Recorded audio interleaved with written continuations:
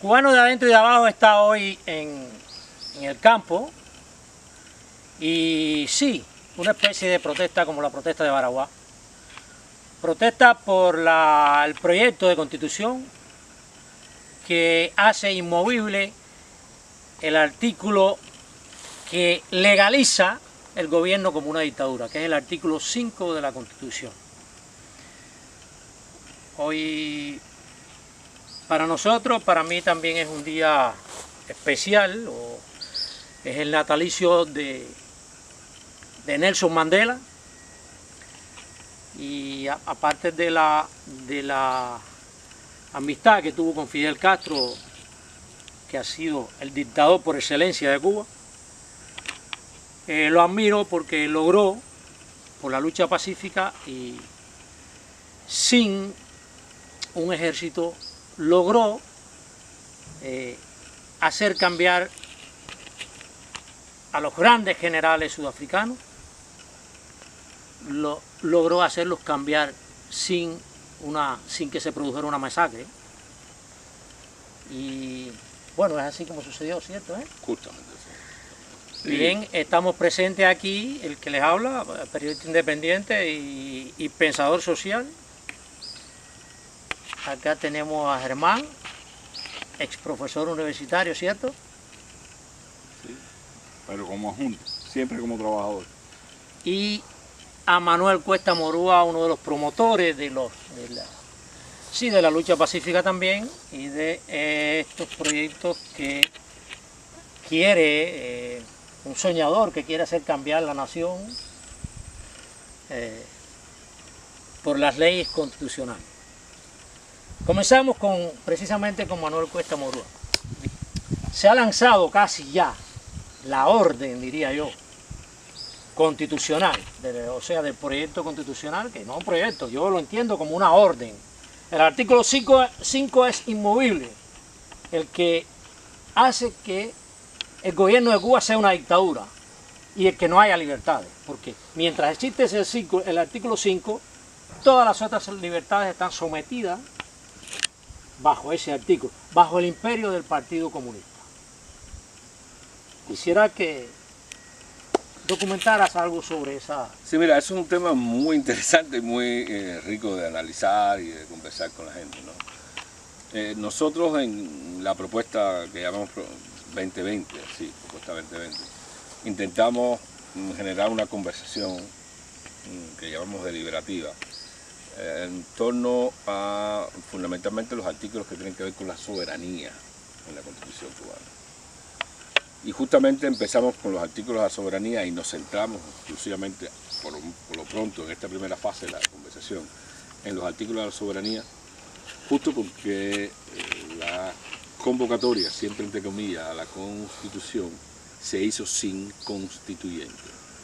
Y es una cosa absolutamente rara, porque la tradición constitucional en cualquier lugar del mundo, incluso los países amigos del gobierno cubano, Venezuela, Ecuador, Bolivia, que siguieron lo que llamaban el nuevo constitucionalismo latinoamericano, aquella cosa de convocar al gobierno, para que hiciera sus propias leyes por convocar una constitución. Y eso no fue lo que hizo el gobierno cubano. Justo por eso nosotros dijimos, bueno, hay que seguir el orden lógico del constitucionalismo moderno y convocar a la gente. Convocamos justamente a ese proceso desde abajo. Y eso es lo que llamamos mesas de iniciativa constitucional. Se reúnen los vecinos, los amigos, las familias en espacios pequeños, formato pequeño, y discutan fundamentalmente 6 artículos que tienen que ver con la soberanía. No los únicos en la Constitución que tienen que ver con la soberanía, pero 6 fundamentales. Y entre eso está el artículo 5 justamente, que genera una conversación muy rica, muy interesante, porque el artículo 5 es el que demuestra que Cuba no tiene constitución. Es decir, una constitución parte de la idea del republicanismo, todos iguales ante la ley, todos con los mismos deberes y derechos cívicos, y a partir de ahí pues se dan las reglas de juego de la convivencia de la gente, del pueblo, de los ciudadanos de cada país. Esa es la tradición republicana, que termina y toma su cuerpo en una constitución. El artículo 5 justamente está diciendo que no todos somos iguales, que hay un grupo de gente que se siente superior al resto de la comunidad en la que habita y por lo tanto con esa superioridad auto-otorgada pues van a gobernar, dirigir, determinar justamente cuáles las reglas o cuáles son las reglas de juego de esa sociedad. Justo el artículo 5 demuestra que no hay constitución y eso es importante porque ahora se abre esa conversación. La mayoría de nosotros heredó la constitución de 76, no participamos para nada en lo que pudo haber sido aquella consulta popular o aquel referendo y por lo tanto vivimos bajo la herencia y el peso y el fardo de esa herencia. Pero ahora que se abre esa conversación es justo e importante señalar que mientras persista en la Constitución el artículo 5 no hay constitucionalismo en Cuba porque no hay igualdad de todos los ciudadanos ante la ley. Hay unos que se sienten superiores a otros. Y eso, por supuesto, no tiene nada que ver con el constitucionalismo y mucho menos con el sentido republicano que anima la convivencia moderna de la mayoría de los estados. Incluso las monarquías constitucionales son muy hábiles en ese sentido. Reconocen simbólicamente derechos de los monarcas, pero establecen una igualdad que miden y ponen a los monarcas por debajo de la ley. Y se recordaba no hace mucho tiempo que el monarca Jorge V de Gran Bretaña no pudo tirarle un cabo, no pudo tirarle la mano a su primo Nicolás II en Rusia, antes de la Revolución Rusa, justamente porque no podía romper el constitucionalismo. Y era una monarquía constitucional. Un poco entonces que la constitución que ha existido hasta ahora y la que el gobierno piensa implantar es una orden donde unos ordenan y otros tienen que cumplir. Justamente, eso es lo que está pasando, ¿no? Ellos a eso le han pretendido dar una forma legal, pero estamos hablando de lo que en la tradición se llamaba diktat en forma de ley. Diktat en forma de ley.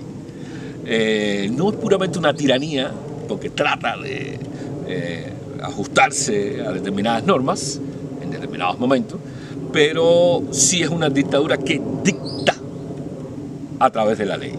Y date cuenta que dicen que van a constituir, van a reformar la Constitución y van a hacer una nueva Constitución y de antemano, de entrada, dicen que hay dos cosas que no se van a discutir.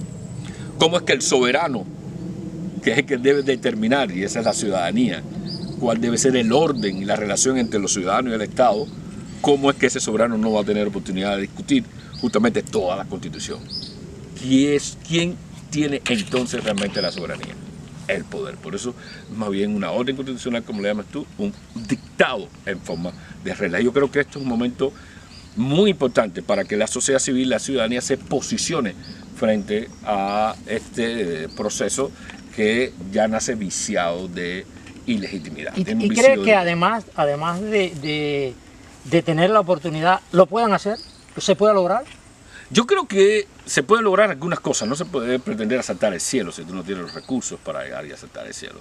Pero sí se puede plantear un escenario y una agenda cívico-política por parte de la ciudadanía que mande claramente el mensaje de que la Constitución que vamos a tener, si no refleja los intereses de la ciudadanía, va a nacer coja e ilegítima. Y eso abre una gran discusión política independientemente de que el gobierno por la fuerza apruebe esa Constitución. ¿Y cuál es el lenguaje claro y preciso a la población? Hay muchas maneras. Hay quien está convocando a que no participen en el referendo, o si participan en el referendo, voten no por la Constitución. Nosotros en la propuesta 2020 lo que le estamos diciendo a la gente, no, hay que fajarse con toda la Constitución. Hay que fajarse con lo que a mí me gusta llamar las claves de bóveda de la Constitución. Recordemos, la clave de bóveda es esa pieza que se pone en las cúpulas de las iglesias para cerrarlas, para que duren para la eternidad, como muchas cúpulas de las iglesias medievales en Europa. Es una pieza. Estamos hablando de arquitectura. Bueno, la clave de bóveda de esta Constitución es el artículo 5, a mi modo de ver. Nosotros estamos convocando a la gente que diga no al 5. O sea, el que encierra todas las libertades. Que encierra, porque se cierra todas las libertades. Si tú dices, el Partido Comunista es la fuerza superior, escucha, las palabras no son cualquier cosa en el lenguaje. En las palabras lo dicen todo.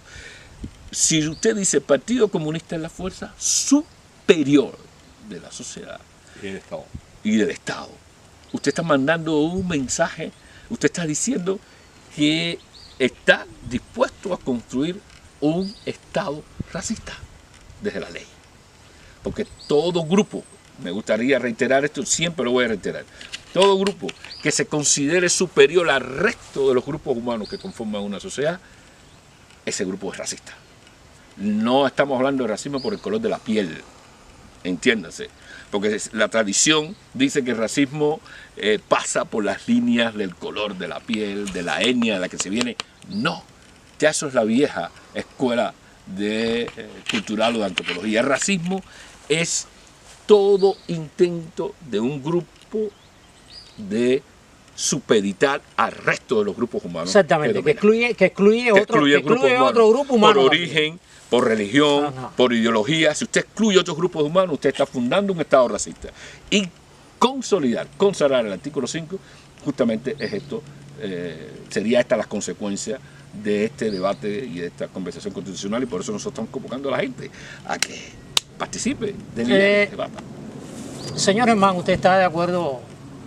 Sí, completamente de acuerdo con Cuesta Morúa. Eso es así, exactamente así. Yo pienso que sí, no hay duda. Ahora, con su permiso, podría hacer de mi pequeño homenaje a Mandela. Creo que la grandeza de Mandela no fue solo haber encabezado y haber trazado las políticas y las estrategias para derrotar el apartheid. Fue que después de derrotar el apartheid, en Sudáfrica no hubo una masacre. Nada parecido a los fusilamientos cubanos después de juicios sumarísimos, sin garantías legales.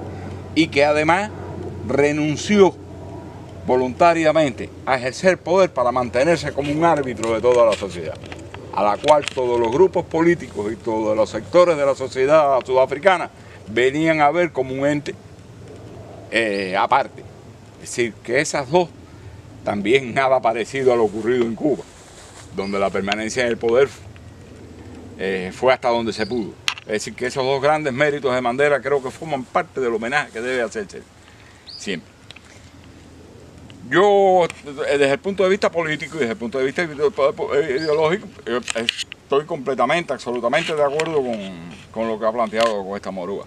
Yo solo quería decir que bajo esta Constitución, que se implantó en el 76, luego de miles de fusilados, centenares de miles de presos políticos y más de 1 millón de exiliados, es decir, que no fue una Constitución no fue tan fácil. Fueron 17 años de poder absoluto que desembocaron en el referendo constitucional, siempre con el gran hermano mirando. Quiere decir que no es tan legítima. No es tan legítima. Bajo esas condiciones no hay legitimidad. Y lo segundo que quería decir, que cuando esta Constitución se implantó, Cuba era un país que todos los organismos internacionales y los economistas lo consideraban semidesarrollado. El salario medio de Cuba era superior al de prácticamente todos los países europeos. Los cubanos tenían el segundo ingreso de América Latina, solo detrás de Argentina. Una base industrial de país desarrollado que impedía el éxodo del campo a la ciudad. Flotas de pesca, flotas mercantes, carreteras, puertos entre los más modernos del mundo en esa época. Es decir, toda esa estructura que se formó fundamentalmente durante las menos de 6 décadas de república, en muy poco tiempo fue destruida. Hoy Cuba no tiene agroindustria ninguna, porque eso es una caricatura de agroindustria, hablar de la zafra azucarera en Cuba. Eso es un chiste macabro. No hay agroindustria cafetalera, no hay ganadería y 5 millones de cabezas de ganado menos que cuando se implantó esa Constitución. Es decir, que si usted toma la Cuba pre-Constitución de 1976 y la Cuba pre-Constitución de ahora, del 2018, la diferencia es abismal, es un desbarate. Y por lo tanto, está reflejado así en el programa, la conceptualización del modelo económico, en el prólogo. Se explica todo eso Hablan de obsolescencia de los medios, destrucción del matrimonio, migración interna, migración hacia el exterior, falta de interés en el trabajo, etcétera. Se traza un cuadro socioeconómico en el prólogo. Verdaderamente vale la pena leerlo.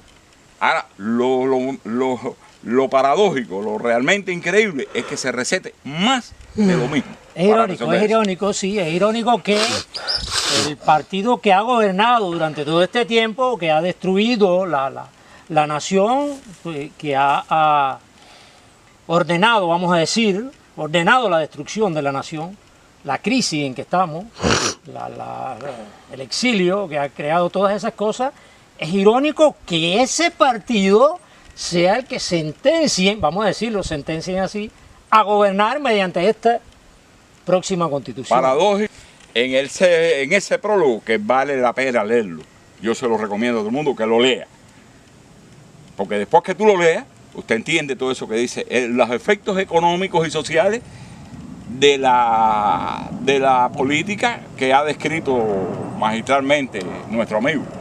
Y entonces, ahí no está la deuda externa. Cada cubano debe 5 vidas. Que se está dicen que se dice que se están condonando las deudas. No se están condonando, se están reconvirtiendo. Para pagarle a los franceses se le entregan los aeropuertos y hoteles. Para pagarle a España se le entregan los hoteles. Para pagarle a los canadienses se le entrega el níquel. Se hace 2 cosas. Esas cosas se hacen con unas comisiones binacionales, por lo tanto se cede soberanía y además se eterniza el pago de la deuda. Algunos pensadores diferentes que pertenecen a la oposición, sí, porque somos oposición, nos oponemos, y no a un gobierno, sino a la Díaz-Canel lo reconoció que hay oposición. A las injusticias de un gobierno, nos oponemos, yo por lo menos me opongo a la injusticia de un gobierno, no es precisamente en el extremo político del gobierno, sino es la injusticia. Bueno, algunos piensan que la Constitución del 40 puede ser efectiva. En estos momentos, bien, abogan por la Constitución del 40. Yo personalmente tengo que decir que no, que yo quiero cosas nuevas, porque el mundo ha evolucionado, en estos momentos no tenemos las mismas circunstancias que en el 40. A ver, ¿qué puede decir, agregar? Le va a contestar José Martí. Dicen que los estatutos del Partido Revolucionario Cubano tienen defectos. ¿Está bien? Si los tienen, la obra más maravillosa de la mente humana, la Constitución de los Estados Unidos de América, que ha tenido, en el momento que Martí dijo esa, 15 enmiendas, hoy ya tiene 27. Las constituciones son para enmendarlas, las constituciones son líneas de trabajo. Bien, pero no vamos a hablar de la Constitución.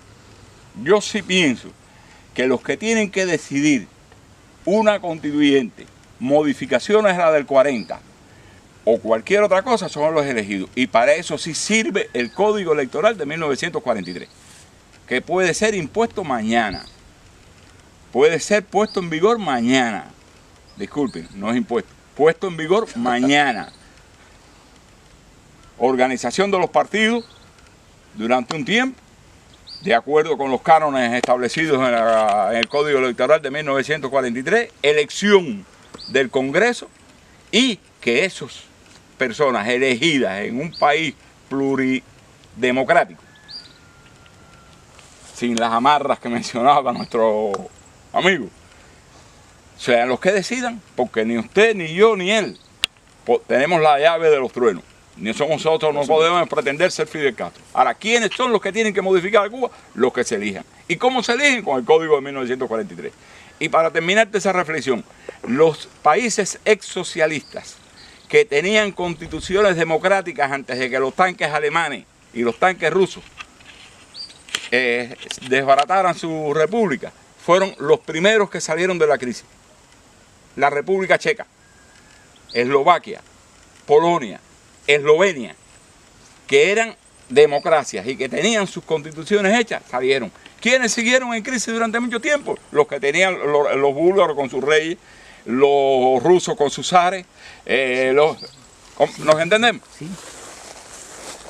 Por lo tanto, yo sí pienso que el Código Electoral de 1943 es el que fue puesto en vigor, y a partir de ahí los que se elijan, como tu antepasado Morúa, un congresista antepasado de acá, nuestro amigo, que fue un congresista muy connotado durante la República, sean los que decidan el futuro de Cuba, el futuro político y económico de Cuba, elegidos libremente en un ambiente democrático. En América hoy, por ejemplo, en Nicaragua, Venezuela, hay protestas públicas y se está, vamos a decir así, abusando de la población mediante el ejército y la policía de Nicaragua, que está atacando abiertamente a los manifestantes. Y no grupos paramilitares. ¿Tendría algo que ver esas constituciones de esos mandatarios, quererse posesionar eternamente en el poder, como Ortega y Maduro, y también lo intentó hacer Evo Morales y Correa, que no lo lograron?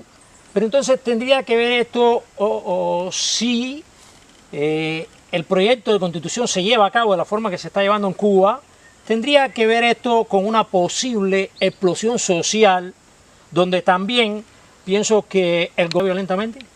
Mira, si hay una explosión social, no hay duda que este gobierno va a actuar violentamente. Este es un gobierno violento, eso no se puede perder de vista, nunca se puede perder de vista que este es un gobierno violento. Llegó por las armas. Acuérdate que siempre la seguridad del Estado, cuando discute o cuando trata de discutir con la oposición, y ya se le acaba el último recurso de una conversación racional, lo que te hace es invitarte a que te alce, a que use las armas. Porque saben que ese es el terreno de ellos. Sí, a mí me lo han dicho. ¿Tú lo sabes? Ese es el terreno de ellos. Pero justamente eso mucho tiempo llevó a un amigo mío a una frase que para mí es genial, a decir que Cuba ha sido un país de muchas hormonas y de poco país. Es decir, que la violencia, el intento de construir un país desde la violencia y de lo que origina la violencia, nos ha llevado a la situación justamente en la que estamos ahora. Tu pregunta es muy interesante por lo siguiente. Estos regímenes que tratan de perpetuarse y de cambiar la sociedad a su propio acto y su propio capricho, y de ser los únicos intérpretes de la verdad social. Ellos la atesoran, la guardan. La verdad social la tenemos en esta caja. Ustedes no tienen ninguna verdad social. ¿Qué decir? Estos regímenes en realidad no admiten constitución. La constitución es como una vestimenta moderna que ellos necesitan darse frente al mundo y frente a la sociedad para dar a entender que tienen un orden racional de construcción social. Pero en realidad no respetan la constitución. Lo que está pasando en Venezuela es justamente la violación de su propia constitución. Lo que intentó hacer Correa era la violación de la propia constitución que él hizo. Lo de Evo Morales es justamente eso. Hicieron, porque todos estos son regímenes que nacieron de una constitución hecha a su medida. Pero el problema de estos regímenes es que no pueden tener orden.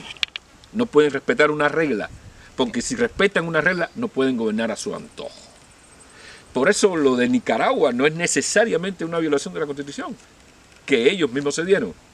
No es necesariamente el resultado de una Constitución que ellos mismos construyeron. Es el resultado del intento de perpetuarse en el poder y de gobernar, violando las propias leyes que ellos se dieron. Eso ha pasado en Cuba. El amigo hace una referencia interesante. Este país estuvo desde 1959 hasta 1976 gobernado, entre comillas, por lo que se llamaba la ley fundamental, después que vino la Constitución de 76. Justamente si tú coges la ley fundamental, nosotros lo hemos hecho por mero contraste, y la analices, es la Constitución del 40 misma puesta a disposición de un hombre, pero que justamente la violó. La ley fundamental no le hizo caso. Coja la ley fundamental, usted verá que hay artículos que dicen el pluralismo, el pluripartidismo es parte de esta sociedad y esta nación. Lo que pasa es que gobernó fuera de la ley. En el 76 se hace esta constitución casi por una orden soviética. Por eso yo digo que lo que hemos tenido es nuestra constitución soviética. No hemos tenido una constitución cubana. Es nuestra constitución soviética adaptada a las condiciones de Cuba. Fíjate que el artículo 5 era el artículo 6 de la Constitución. Era el 6. Aquí se adelantaron un poquito, la pusieron más arriba, un poquitico para mandar un mensaje de más fuerza. Pero en realidad estos regímenes no admiten el ordenamiento legal, tienen que gobernar por fuera de la ley. Lo que está sucediendo ahora justamente es muy interesante porque Díaz-Canel, Mario Díaz-Canel, voy a decir como lo dice en el noticiero, ¿no? Mario Díaz-Canel fue designado por el sistema, pero no fue electo por el pueblo. Entonces tiene un serio problema de legitimidad, porque no viene de los que hicieron la revolución, de los que pueden patear las puertas y poner la bota encima de la mesa y convocar al silencio a todos los que están alrededor, ni tampoco viene por una elección popular. La legitimidad es vacía, es la elección del sistema que lo designó, es designación por sistema y está ahí. ¿Qué sucede? Que ellos necesitan darse cierto orden porque esa legitimidad o esa legitimación Díaz-Canel la tiene que construir en la marcha. Tiene que tratar de convencer de que el hombre es capaz de conducir la nación por un periodo.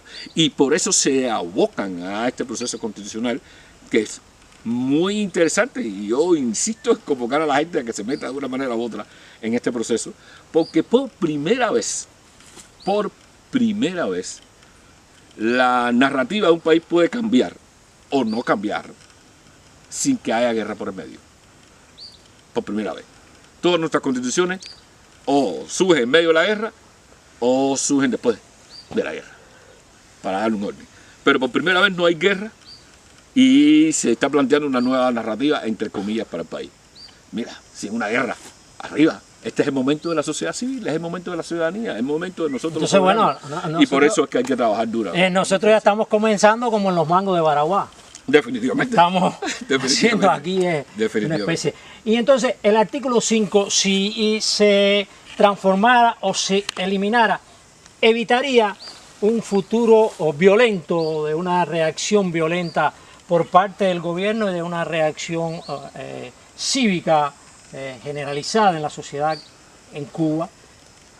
¿Eso lo eliminaría si...? Yo creo que sí. Yo creo que cualquier manifestación de violencia futura podría ser eliminado si la Constitución abre el juego a la participación, que es lo que hacen las constituciones, abrir el juego cada vez a nuevos y nuevos actores sociales, adaptarse a los tiempos. Entonces yo creo que eso sería... Ya lo saben, pueblo de Cuba, nación de Cuba, sociedad cubana, como quieran llamarle, en sus manos está que sus hijos no mueran o que sus hijos no sean maltratados o que su familia se destruya. En sus manos está, con un no nada más. No al artículo 5 y yo agrego no al artículo 62, pero el 5 es el que lo resume. Tienen el futuro de la no violencia en sus manos. Creo que no es la última vez que vamos a estar en esta... No, es interesante poder hacer... En este debate, donde participarán otras personas, quizás no sea en el mismo lugar, pero bueno... yo no sé si el gobierno cubano tiene satélite para determinar dónde nos reunimos aquí, pero yo creo que Germán quería cerrar con alguna cosita interesante. No, yo sí quería decir dos cosas nada más para cerrar. Lo que él decía es cierto, los gobernantes de América Latina, estos supuestamente de izquierda, lo que hicieron sus constituciones a su imagen y semejanza. Lo que pasa es que cuando se hicieron esas constituciones era muy fuerte el rechazo al continuismo y se le incluyeron cláusulas de cerrar y de renovación. Las modificaron, todos, sin excepción, las modificaron y le introdujeron el continuismo, es decir, para poder seguir eso. Y ahí, bueno, volvemos a darle la palabra a Martí. Todo poder amplia y prolongadamente ejercido degenera en castas. Y las castas generan intereses. Se hombrean unas a otras. Entonces, eso es lo que pasa. Con esta constitución, que una de las modificaciones que se plantea es darle al próximo presidente o al próximo mandatario 10 años, como hizo el chino, se puso vitalicio. Es decir, como tengo todo el poder, la Constitución dice que son 10 años, pero yo digo que voy a ser vitalicio, como hizo el mandatario chino ahora, recientemente. La Constitución china estableció, después de la muerte de Mao Zedong y de Deng Xiaoping, estableció mandatos por 10 años. Bueno, el del chino de ahora dijo que no, que él es vitalicio. porque tiene poder para hacerlo. ¿Nos entendemos? Por lo tanto, no hay Estado de Derecho. ¿Aprobarían? No existe Estado de Derecho, no se respetan las leyes, las violan, las fabrican a su imagen y semejanza. Realmente las dictaduras, lo mismo de derecha que de izquierda, en lo que es el mundo, y vamos a decir, en las que más conozco en América, han estado o han sido sostenidas por el ejército en concreto. ¿Ustedes estarían de acuerdo que en Cuba existiera una constitución donde se prohibiera el ejército, o sea, las Fuerzas Armadas, o sea, una nación sin Fuerzas Armadas? 1901. Mi ideal es ese. 1901. Cuba necesita un ejército una vez establecida con claridad por desde las Naciones Unidas y el derecho internacional la cláusula de seguridad y garantía para la integridad de nuestra nación. Los cubanos no necesitan ningún ejército. Y por supuesto, sin pena de muerte. Y sin pena de muerte, por supuesto. Esta república nació sin Fuerzas Armadas. El lema de nuestro primer presidente, tan vilipendiado y tan injustamente vituperado, era más maestro que soldado. Y sí formó un aparato de salud pública de excelencia, primer secretaría en aquella época de salud pública del mundo. Y un sistema educacional que después se desarrolló, pero lo plantó, más maestro que soldado. Y el ejército Mambí se disolvió. Todos los gobernantes, desde nivel municipal, desde las primeras elecciones, fueron oficiales del ejército Mambí, los gobernadores de la provincia. Y el gobierno interventor gobernó con oficiales mambises y algunos civiles. Quiere decir que no es que desaparecieron, lo que dejó de ser un ejército. Y la República de Cuba en 1902 nació sin Fuerzas Armadas. El ejército, la FARC en Cuba, lo único que le ha dado es llanto, destrucción y muerte a la familia. El 60% de la neonomía. Histórica. Vamos a terminar. Esto es una conversación porque me parece interesante, ¿no? Después tú editas de todos modos. Pero a mí lo que me parece interesante es justamente con el ejército cubano el hecho de que no tiene guerras nacionales. Es un principio de intervención que legitima la existencia del ejército cubano. No es guerras nacionales. El supuesto conflicto con los Estados Unidos estaba zanjado como no conflicto, justamente porque la asimetría de relación entre Estados Unidos y Cuba no iba a convocar nunca a una invasión de este país. Eso fue digamos, una retórica muy eficaz y efectiva, ambas cosas, para el gobierno cubano, con el objetivo de mantener el orden y mantener el control. Pero Cuba no necesita ejército. La legitimación del ejército cubano vino del principio, esto está en el artículo 12 de la Constitución cubana, inciso G, el derecho que tiene el gobierno cubano de intervenir en otras. No al 5 por el futuro de Cuba.